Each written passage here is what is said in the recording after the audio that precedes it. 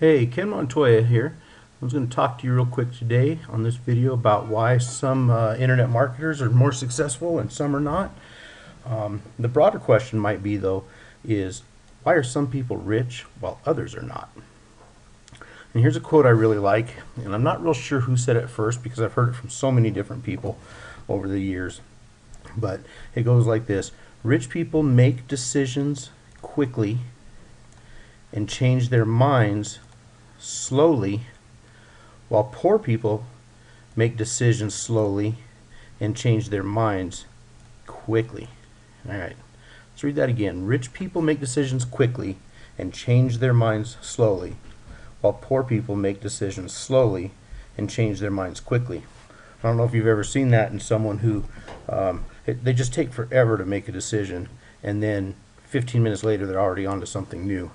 And I just think that's real important distinction between rich people and poor people. Certainly not the only distinction, but definitely one to think about. And here's how that works out. When faced with an opportunity, rich people generally are able to decide and act quickly, while poor people have to think it over or check with someone else before they can act. And then if they ever do come to a decision, usually within 2 to 3 months. I think the industry average in internet marketing and like network marketing space is like 42 days. They take forever to come to a decision, and then within 42 days, generally they're gone. They've changed their mind. They're on to something else. And they end up missing opportunity altogether a lot of times. If they can't make a decision quickly, by the time they finally come to the decision, the opportunity is no longer there. One thing that super successful internet marketers do, little transition for you. Here's one thing that successful internet marketers do as well, is that they sell high ticket products and services. And I never really got that when I first was in the industry because I was too busy with my low income stuff. And I wasn't even exposed to the higher end marketers. But as I started getting around more and more successful people, I started being introduced to more and more high-ticket items. And one thing that they do is they sell those high-ticket products and services. And by that I mean, usually the low end of a high-ticket product or service is going to be about $1,000.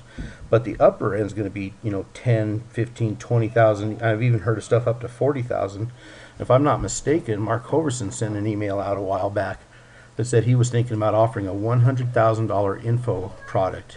Think about that, $100,000 just to get some information to make you better. That's some pretty high ticket stuff there, and those are some tremendous commissions. And there we go. With high ticket price comes a high ticket commission. And when you're in internet marketing, you're all about commissions. And that is leverage, my friends, and leverage is good. People argue the benefit of residual income over the one-time payout, and I would agree with that. But you have to think about what would a couple of high-ticket sales a month do for your business. It could go a long way to funding your marketing for your residual income opportunity. And think about this for just a second.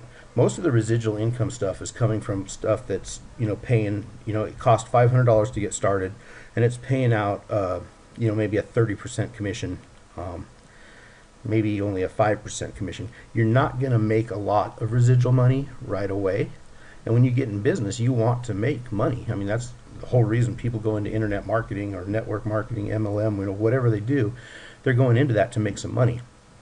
High ticket sales is going to make you money right away. But like I said, it's one-time pay, so you really kind of need to do both.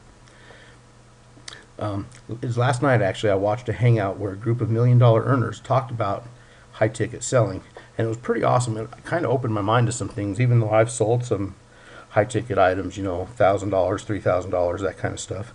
I never really even considered the $20,000 mark, but after hearing what they had to say, I was kind of blown away. In a second, I'm going to give you a link where you can click. You can actually watch that hangout and hear what those guys had to say, and gals. There was a couple of ladies on there too. One thing that they said that really stood out to me is that when you're marketing, it doesn't matter whether you're marketing a low ticket item or a high ticket item, you're putting in the same amount of work. That really the only difference is a little bit of your mindset and how you think about selling, and more importantly is just kind of some skills that you need to develop. So here it is. I'm going to have you click the link below so you can watch the replay just to hear some of these big dogs talk about, you know, how they think and how they talk when they're selling high ticket items versus low ticket items. And the worst case scenario is if you watch it and you pick up some things that might help you sell the low ticket stuff you're already selling.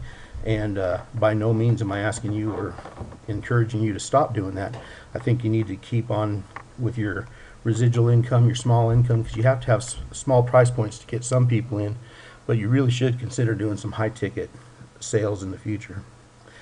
And while you're watching it, I'm asking you to ask yourself if you make decisions quickly or slowly, because you have to be rich in your mind long before you'll ever be rich in your bank account.